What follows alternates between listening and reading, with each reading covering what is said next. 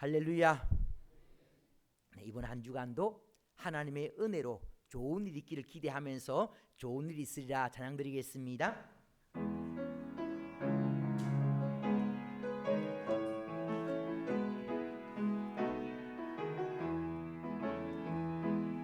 하나님이 아버지라 부르는 자는 좋은 일이 있으리라.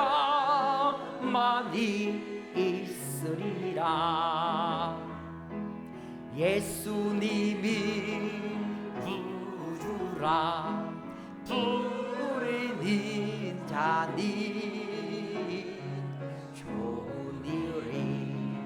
있으리라. 많이 있으리라. 성령님의 인도리 구하는 자는 좋은 일이 있으리라. 많이 있으리라. 우리 서로 뜨겁게 사랑하면이 좋은 일이 있으리라. 그게 있으리라. 아멘. 이번 한 주간도 하나님의 은혜로 여러분의 모든 삶의 자리에 좋은 일, 감사한 일 많으시기를 주님의 이름으로 축원합니다. 먼저 그림 한번 보겠습니다. 대제사장이 예복을 입고 있는 모습입니다. 대제사장의 옷을 보면은 이제 겉옷이 청색입니다. 청색은 하나님의 하나님의 색입니다. 그래서 성전 기구를 보면은 성전기구를 옮길 때에 하나님의 것은 청색 보자기로 싸서 옮기도록 그렇게 했습니다. 청색 보자기로 싸서 하나님의 것임을 구별하게 하셨고요. 또 이스라엘 백성들에게는 지금도 마찬가지로 옷단술을 달고 다니는데 그 옷단술은 청색끈을 더해서 하나님의 백성임을 나타냅니다. 그리고 대제사장이 저게 청색 옷을 입었는데 이제 청색 옷을 통해서 하나님의 사람임을 나타내는 거죠. 그래서 청색은 하나님의 색입니다. 우리가 늘 일상생활 가운데에서 하늘을 안 볼 수가 없지 않습니까? 하늘을 볼 때마다 늘 생각해야 될 것이 파란색을 보면서 하나님을 생각하는 모습이 귀한 모습이라는 것 꼭 기억하시고요. 자, 그림에서 보는 것처럼 지금 이제 대제사장이 예복을 갖춰 입었는데 제일 밖에 입은 옷이 이제 긴 앞치마 같은 것이 이제 에봇입니다. 에봇인데 그 에봇의 가슴팍에 보면은 12개의 보석이 달려 있습니다. 이스라엘 12지파를 상징하는 보석이 세 개씩 4줄로 해서 12개가 이렇게 달려 있는데 근데 어느 날 저 보석 중에 하나를 잃어버렸다 그럽니다. 보석을 잃어버려서 막 찾고 찾았는데 보석을 찾지 않으면은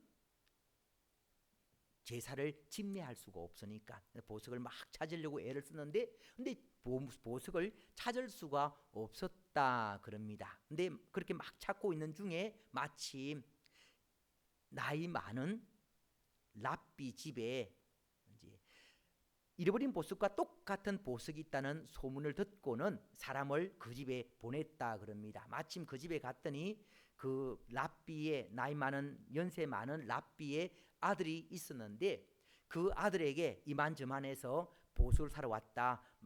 원하는 대로 돈을 줄 테니까 보석을 팔라라고 했습니다. 그랬더니 이 아들이 듣고 보니까 보석을 팔 수 있는 절호의 기회가 주어졌거든요. 비싼 값에 팔 수 있는 절호의 기회가 주어졌으니까 신이 나서 방으로 들어갔답니다. 방으로 들어갔다가 보석 가지러 들어갔는데 빈손으로 나왔다는 거죠. 왜 빈손으로 나왔습니까? 물었더니 하는 말이 아버지가 주무시고 계셔서 아버지를 깨울 수가 없어서 그냥 왔습니다. 내일 오십시오. 그런 거죠. 이 말을 듣고는 하는 수 없이 급하지만 이제 성전으로 돌아갔다가 다음 날 다시 왔는데 똑같은 상황이 벌어진 겁니다. 똑같은 상황이. 아버지가 그때도 주무시고 계셔서 깨울 수가 없습니다. 그리고 돌아갔다는 거죠. 그리고 몇 차례 반복하는 동안 잃어버린 보석을 찾게 되었다 그럽니다. 그래서 잃어버린 보석을 찾게 되었기 때문에 이제 어쩔 수 없이 그 아들은 보석을 팔 수 있는 기회를 잃어버리게 된 거죠. 그래서 많이 아쉬워했는데, 근데 얼마 후에 그 랍비 집에 붉은 암송아지가 태어났다는 겁니다. 유대인들에게서 가장 간절한 소원 중에 하나가 성전에 들어가는 겁니다. 그런데 성전에 들어가고 싶어도 마음대로 들어갈 수가 없고 거쳐야 될 과정이 있는데, 그 과정이 무엇인가 하면은 정결하게 되어야 성전에 들어갈 수가 있는 거죠. 그래서 민수기 19장 20절 말씀 보겠습니다. 같이 읽습니다. 시작. 사람이 부정하고도 자신을 정결하게 하지 아니하면 여호와의 성소를 더럽힘이니 그러므로 회중 가운데에서 끊어질 것이니라. 그는 정결하게 하는 물로 뿌림을 받지 아니하였은즉 부정하니라. 아멘. 정결하게 해야 성전에 들어갈 수 있듯이 우리도 하나님 앞에 예배드리기 전에 먼저 해야 될 일이 예수 그리스도의 보혈에 의지해서 회개기도 하는 것이 꼭 필요합니다. 기억하시고요. 정결하게 하지 않으면 성전에 들어갈 수가 없다 그랬습니다. 이스라엘 백성들이 각 지역에 살다가 절기를 지키기 위해서 예루살렘으로 왔는데 하는 일들 다 내려놓고 먼 길을 걸어서 왔는데 성전에 들어갈 수가 없다. 부정하게 되어서 성전에 들어갈 수가 없다. 한번 생각 한번 해보십시오. 일부러 부정하게 된 것도 아니고 성전으로 올라오는 길에, 예루살렘으로 올라오는 길에 자기도 모르게 그렇게 사체와 시체와 접촉을 해서 부정하게 되어서 부정하게 되면은 일주일 동안 시체와 사체와 접촉을 하면은 일주일 동안 부정하게 되거든요. 그러면은 절기를 지키기 위해서 왔는데 일주일 동안 성전에 들어갈 수가 없으면은 많이 억울할 수밖에 없는 겁니다. 그래서 이것을 하나님께서 아시고는 부정한 것을 정하게 해서 성전에 들어가서 제사를 드릴 수 있도록 한 법이 붉은 암송아지 법입니다. 제사장들이 유월절이 있기 2주 전에 이 붉은 암송아지와 백향목 또 우슬초, 홍색실 4가지를 태워서 제를 만듭니다. 그렇게 만드는 제를 실로암 못에서 길러온 물에 타서는 잿물을 만드는 거죠. 잿물을 만들어서는 부정하게 된 사람들, 이런 사람들에게 우슬초에 찍어서 뿌립니다. 그렇게 뿌릴 때에 한 방울만 맞아도, 한 방울만 몸에 묻어도 정결하게 되어서 하나님께 제사 드릴 수 있는 길이 열리게 되는 거죠. 그래서 이 잿물이 굉장히 중요한 겁니다. 잿물을 만들기 위해서는 붉은 암송아지, 백향목, 우슬초, 홍색실이 필요한데, 근데 백향목이나 우슬초, 홍색실은 언제든지 쉽게 구할 수가 있습니다. 문제는 붉은 암송아지인 거죠. 붉은 암송아지는 털이 온통 다 한 올도 다른 색이 되면 아니 되는 겁니다. 그래서 하나님께서 특별히 선물을 내리지 않으면은 붉은 암송아지가 태어날 수가 없는 거죠. 붉은 암송아지가 너무 귀하기 때문에 그 가격이 얼마인가 하면은 붉은 암송아지의 무게만큼 금을 줘야 된다는 거죠.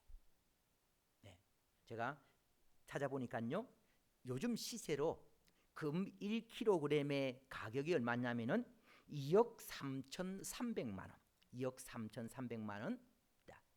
붉은 암송아지를 이제 태울 때에 그때 그 무게가 보통 얼마냐면은 약 500kg 계산을 해보면은 얼마냐면은 1650억 원. 1650억 원. 그러니까 굉장히 비싼 소죠. 네. 그렇게 비싼 값에 팔 수 있는 붉은 암송아지가 그 랍비 집에 태어났다는 겁니다. 이 이야기가 이 이야기가 주는 교훈이 무엇인가 하면은 랍비의 아들이 보석을 비싼 가격에 팔 수 있는 기회가 주어졌음에도 불구하고 아버지를 공경해서 아버지 주무시고 계시는 아버지에게 효도하기 위해서 안 깨웠더니 효도했더니 하나님께서 그 랍비 집에 그 아들에게 복을 주셨다는 거죠. 자, 오늘 본문 신명기 5장 16절 말씀을 다시 보겠습니다. 같이 읽습니다. 시작. 너는 내 하나님 여호와께서 명령한 대로 내 부모를 공경하라. 그리하면 내 하나님 여호와가 내게 준 땅에서 내 생명이 길고 복을 누리리라. 아멘.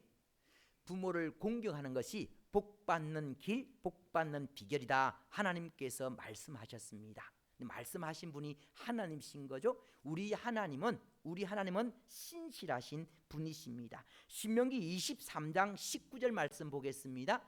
같이 읽습니다. 시작. 하나님은 사람이 아니시니 거짓말을 하지 않으시고 인생이 아니시니 후회가 없으시도다.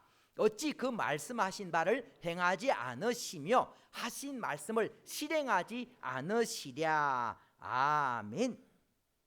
이 말씀을 개역 한글판으로 보니까요, 하나님은 인생이 아니시니 시건치 않으시고 시건이 무엇인가 하면은 밥을 먹었는데 시간이 지나니까 밥이 뱃속에서 다 소화가 되고 사라져 버린 겁니다. 네. 그래서 시건치 않다는 것은 거짓말하지 않는다. 신실하다는 거죠. 우리 하나님은 거짓말하지 않으시는 분이시고 또 진실하신 분이십니다. 이 하나님께서 약속하시기를 부모를 공경하면은 내가 책임지고 복 줄게, 그렇게 말씀하고 계시는 거죠. 네, 그래서 복 주시고 싶으신 하나님께서 저와 여러분들에게, 하나님의 자녀들에게 복 받을 수 있는 길을 가르쳐 주시는데 그것이 무엇인가 하면은 부모님을 공경하는 것이다 말씀하시는 거죠. 그러므로 부모님이 아직 살아계시는 분들은 부모님을 잘 공경하셔서 복 받으시고요. 또 부모 되신 분들은 여러분의 자녀들이 잘 되길 원하시지 않습니까? 복 받기를 원하시지 않습니까? 그 자녀들로 하여금 부모에게 효도하게 하셔서 자녀로 하여금 하나님께서 주시는 복을 받게 하시길 바랍니다. 그러기 위해서는 예수 잘 믿게 해야 되는 거죠. 그 어떤 단체도 기회가 주어질 때마다 부모를 공경하라 라고 가르치지는 않습니다. 오직 교회에서만 하나님만 부모를 공경할 것을 계속 강조해서 반복해서 강조하고 계시거든요. 네, 그래서 부모님을 잘 공경하는 것이 하나님께서 복 주시고 싶어서 부모님을 잘 공경하는 것이 복 받는 방법이라는 것을 그렇게 가르쳐주고 계시는 겁니다. 자, 오늘 신명기 5장 16절 말씀을 읽었는데 신명기 5장 전체에 보면은 10계명이 기록되어 있습니다. 10계명 아시는 것처럼 1계명에서 4계명까지는 사람이 하나님과의 관계에서 어떻게 하나님을 섬겨야 되는지, 또 5계명에서 10계명은 사람과 사람과의 관계에서 하나님 자녀로서 하나님 백성으로서 어떠한 관계로 살아야 되는지에 대해서 말씀을 하고 있습니다. 근데 사람과의 관계에 대해서 말씀을 하면서 첫 번째 하신 말씀이 무엇인가 하면은 내 부모를 공경하라죠. 내 부모를 공경하라. 굉장히 귀한 계명으로, 하나님의 계명으로, 하나님의 명령으로 말씀하고 있습니다. 부모를 공경하라. 세상에서는요, 부모 공경을 도덕으로, 윤리로 가르치지 않습니까? 네. 부모를 공경하는 사람은 착한 사람. 네. 근데 하나님께서는 명령으로 말씀하십니다. 명령은요, 내 기분 따라서 해도 되고 안 해도 되고 아니지 않습니까? 네.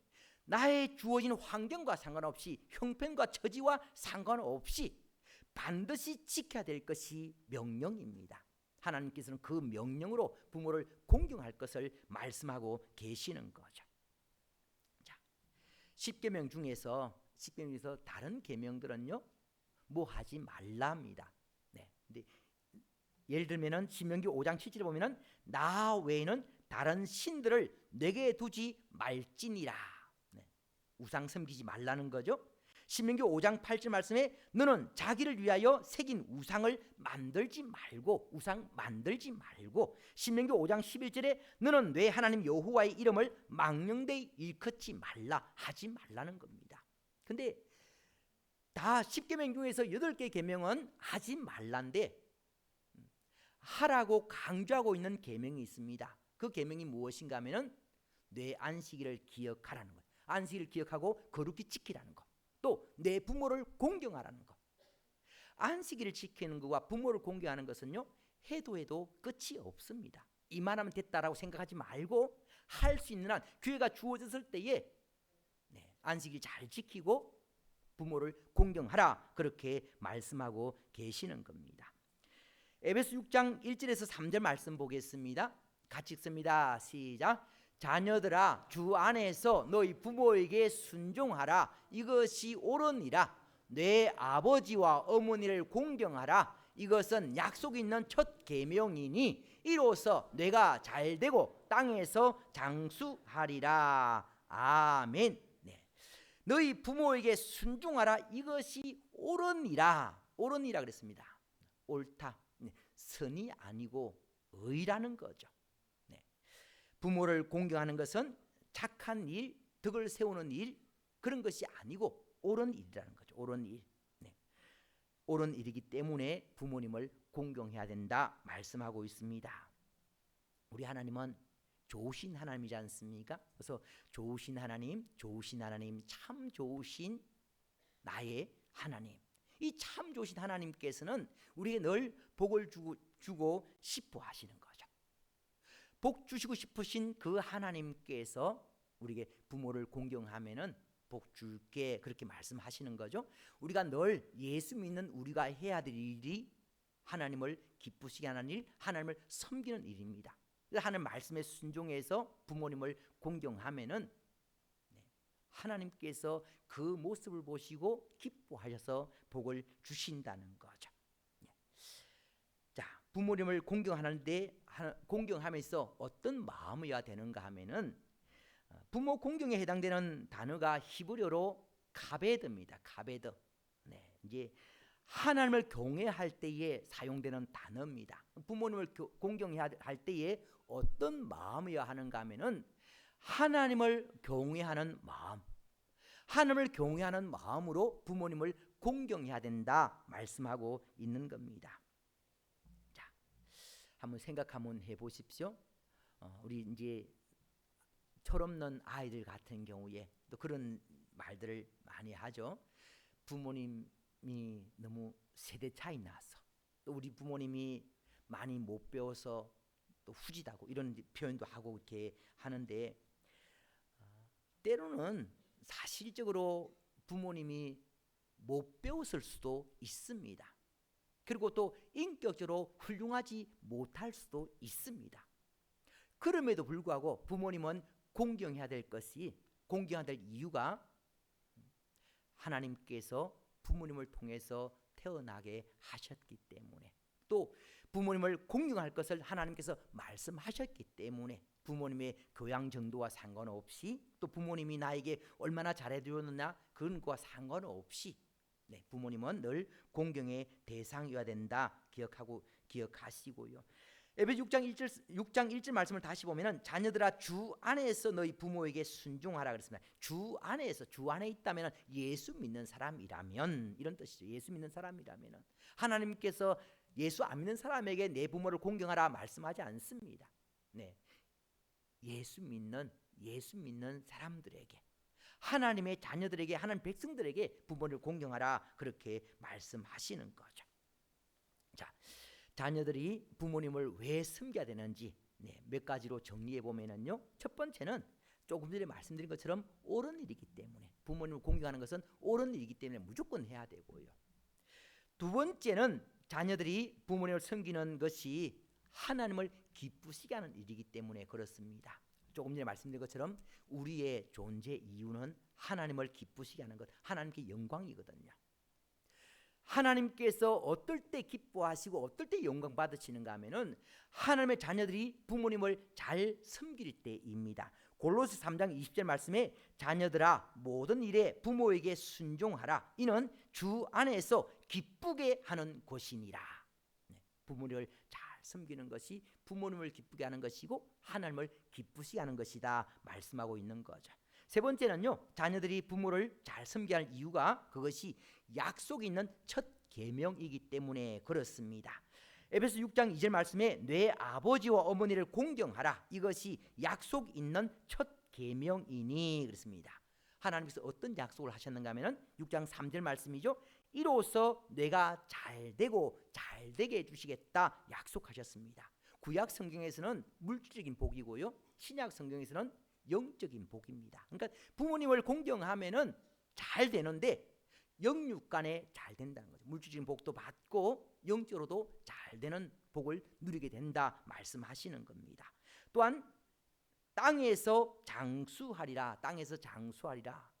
그냥 단순하게 오래 사는 것이 아니라 건강하게 오래 살게 해주신다 말씀하시는 거죠. 또한 부모님 공경해야 될 이유 중에 하나가 무엇인가 하면은 자녀들에게 본을 보여줄 수 있기 때문에 그렇습니다. 우리 자녀들이, 우리 손자 손녀들이 아버지가 할아버지에게 할머니에게 어떻게 하는지를 지켜보고 있는 거죠. 그래서 부모님을 잘 섬길 때에 그 자녀들이 또 자녀들의 부모님을 잘 섬기게 되는 겁니다. 잠언 4장 3절 말씀에는 나도 내 아버지에게 아들이었으며 내 어머니 보기에 유약한 외아들이었노라 그랬습니다. 자녀들이 우리가 부모님께 어떻게 하는지를 잘 보고 있다가 그대로 하거든요. 그래서 자녀들에게 효도받고 싶으면은 부모님을 잘 섬기는 것이 제로운 모습이다 말씀하시는 겁니다. 그렇다면 부모님을 어떻게 섬겨야 하는 것인가 굉장히 중요한데요. 공경이라는 단어가 아주 무겁다는 그런 의미입니다. 그래서 단어를 살펴보면은 우리 몸 안에 있는 내장, 장기, 사실 우리가 살면서 팔 하나 또 다리 하나 없어도 생명에는 지장이 없습니다. 삶에는 조금 불편하지만 생명에는 지장이 없습니다. 근데 내 몸 안에 장기가 없다 한번 생각하면 해보십시오. 장기 없이 살 수 있는 사람은 없습니다. 간 없이 위 없이 살 수 있는 사람이 없는 거죠. 그러니까 우리 몸 안에 있는 감추어져 있는 몸 안에 있는 이 내장 장기는요 굉장히 귀한 겁니다. 굉장히 소중한 거거든요. 그래서 내 몸 안에 있는 장기처럼 부모님을 공경해야 된다 말씀하고 있는 겁니다. 부모님을 귀하게 여기라는 거죠. 귀하게 여기라. 그래서 부모님께 순종하기 위해서 필요한 것이 무엇인가 하면은 부모님의 권위를 인정하는 겁니다. 성경 인물 가운데 부모님을 잘 공경해서 복받은 대표적인 사람이 이삭입니다. 이삭 잘 아시죠? 아브라함이 100세 때에 이삭을 낳았습니다. 이삭이 아버지 아브라함에게 재롱도 피우면서 잘 자랐는데 어느 날 하나님께서 아브라함에게 그 아들 이삭을 번제로 바치라라고 말씀하셨습니다. 그때의 이삭의 나이가 얼마냐면은 약 신학자들이 15살에서 17살 그럽니다. 15살이든 17살이든 상관없습니다. 이삭의 나이가 15살이라면은 아브라함의 나이는 몇 살이겠습니까? 115세. 이삭의 나이가 17살이라면은 아브라함의 나이는 117세.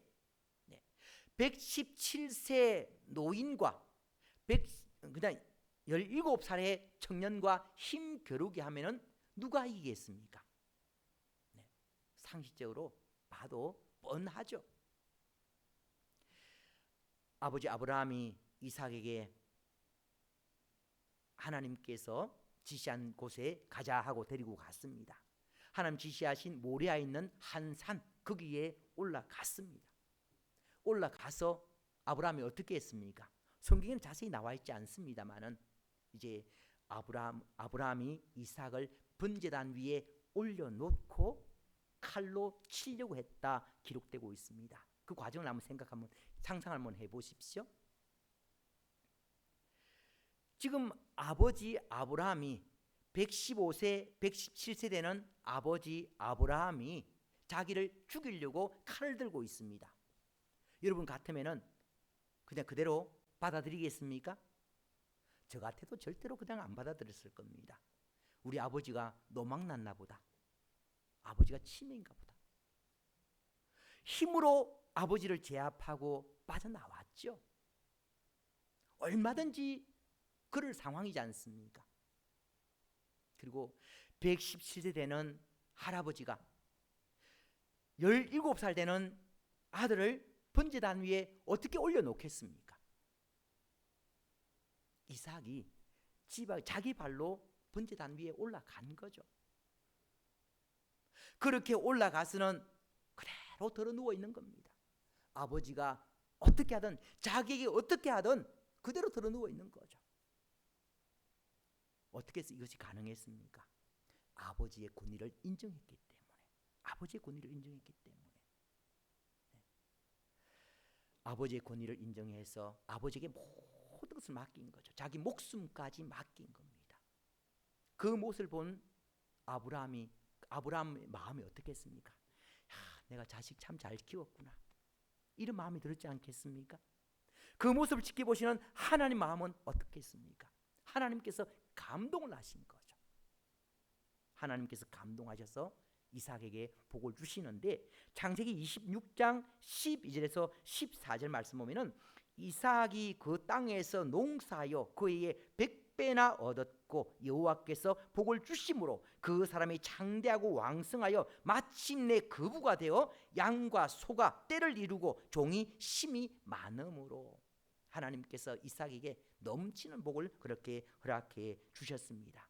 하나님께서는 이 복을 이삭이 받은 복을 저와 여러분도 받아 누리기를 원하시는 거죠. 부모님을 공경하라는 겁니다. 많은 사람들이 자녀들이 어릴 때는 철이 없어서 부모님을 공경하지 않습니다. 이해를 할 만합니다. 근데 조금 지나면은 이제 시간이 없어서 부모님을 공경하지 못한다는 거죠. 조금 더 지나니까 이제 돈이 없어서 부모님을 공경하지 못한다는 겁니다. 나중에 이제 이것저것 지나고 보니까 부모님을 공경하고 싶어도 부모님이 아니 계시는 거죠. 자, 여러분들 설교자의 가장 어려운 점이 무엇인가 하면은 자기도 못하면서 전하는 겁니다. 제가 이렇게 부모님을 공경하라라고 전하지만 사실은 너무너무 마음이 아픈 거죠. 목회한다고 멀리 돌아다니다가 이제 왔습니다. 진동에 오니까 참 좋죠. 고향 땅에 오니까 너무너무 좋은데 와 보니까 아쉽게도 부모님이 안 계신 겁니다. 조금만 더 일찍 와서 부모님이 계셨다면은 얼마나 기뻐하셨을까.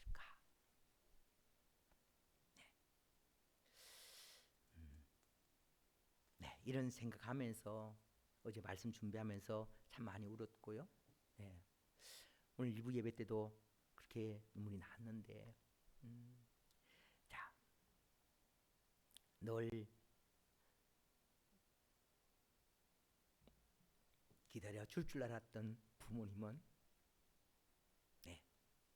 기다려주지 않았습니다.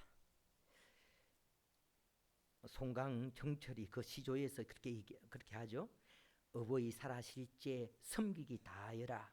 지나간 후면 애답다 어이하리. 평생에 고쳐 못할 일은 이뿐인가 하노라. 여러분들 후회하지 않기 위해서라도 기회 있을 때에 부모님 잘 공경하시고요. 그래서 하나님으로부터 복 받으신 여러분 되시고 또 여러분 자녀들에게 부모를 공경하는 것을 잘 가르쳐줘서 하나님으로부터 복받게 하시는 여러분 되시기를 주님의 이름으로 축원합니다. 기도드리겠습니다. 하나님 아버지, 어버이 주일에 또 귀한 말씀을 통해서 우리에게 또 소망 주심을 감사드립니다. 복 주시길 원하신 하나님께서 어떻게 하면 복을 받을 수 있는지 그 방법을 가르쳐 주셨습니다. 이 말씀을 마음판에 새겨서 말씀에 순종함으로 말미암아 복을 받아 누리게 하시고 또 자녀들에게 예수 잘 믿게 해서 이 복들을 받아 누리게 할 수 있도록 도와주시옵소서. 예수님 이름으로 기도드리옵나이다. 아멘.